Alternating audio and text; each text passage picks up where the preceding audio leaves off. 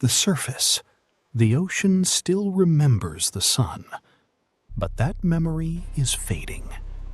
Beneath these waves lies a boundary where light begins to lose and darkness takes control. As we descend, sunlight retreats above us. At 1,000 meters, it disappears completely.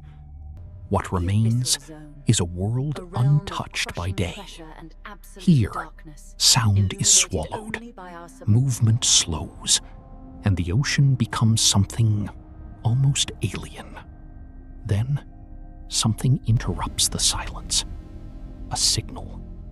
Not a shape, not a shadow, but a pattern. A faint glow flickers in the distance, repeating, precise, too deliberate to be random. As we move closer, the light does not retreat. It holds its position, as if waiting.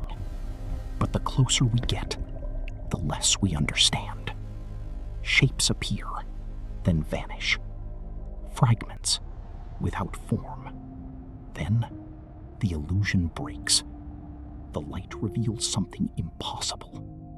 A structure, rigid, within something that should be soft.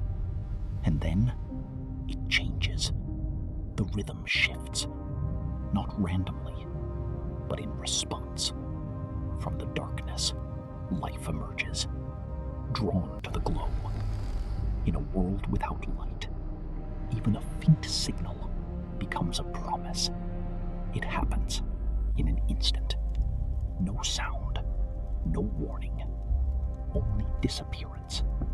And just as quickly, it's gone.